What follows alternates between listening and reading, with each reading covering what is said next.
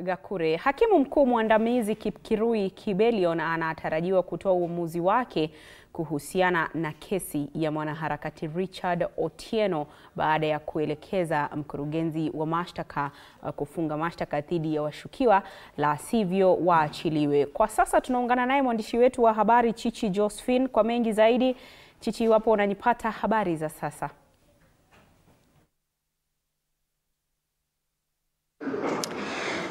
Ni kweli Andreni ya kwamba niko kwenye mahakama ya Nakuru ambapo nazidi kufuatilia kesi ya Richard Otieno, mwanaharakati ambaye aliweza kuuawa tarehe 18 Januari, na ileka kwamba mahakama ya Nakuru imeweza kuwapata watano wa wale ambao ni washukiwa kwamba watakuwa kishtakiwa na mashtaka ya kuweza kutekeleza mauaji ya Richard, ambapo pia wanatuhumiwa kwamba waliweza kutekeleza mauaji ya Richard Otieno.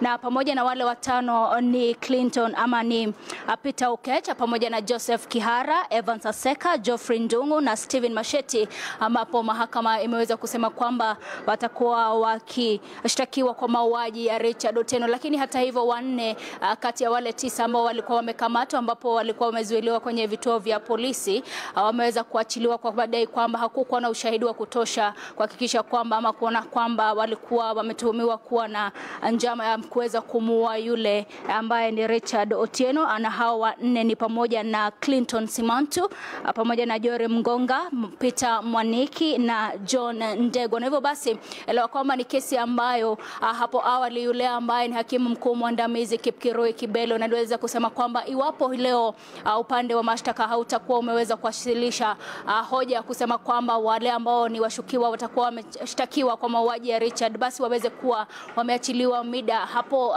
saa 11 jioni hii leo. Na hivyo basi mahakama upande wa mashtaka ukaweza kusema kwamba wale wanne ambao wakaweza kupatikana kwamba wale wanne hawakuweza kuwa na mashtaka, kwa wameweza kushtakiwa kuwa na tuhuma ama njama ya kuweza kumuua Richard Otieno, lakini watano wameweza kupatikana kwamba waliweza kutekeleza. Na hivyo basi kesi yao itakuwa ikiendelea hii leo, ambapo baada ya hapa tutakuwa tukifuatilia kwenye mahakama ya juu kuona ni nini ambacho kitajiri kutokana na kesi ya Richard Otieno. Lakini kama nilivyokueleza ni kwamba wanne wamesha wachiliwa na mahakama, ambapo waliweza kujiwasilisha mbele ya yule ni hakimu mkuu mwandamizi Kipkirui Kibelion, na watano ndio watakaokuwa wakifika kwenye mahakama ya juu ili kuweza kushtakiwa kwa mauaji ya Richard Otieno. Hivyo basi nitakuwa tu nikiendelea kuangalia swala hili kwa undani zaidi kwa juza kile ambacho kitakuwa kikiendelea, na labda nitakuwa wajia tena moja kwa moja mida ya saa 7 kwa juza kile ambacho kitakuwa kikiendelea kutoka mahakama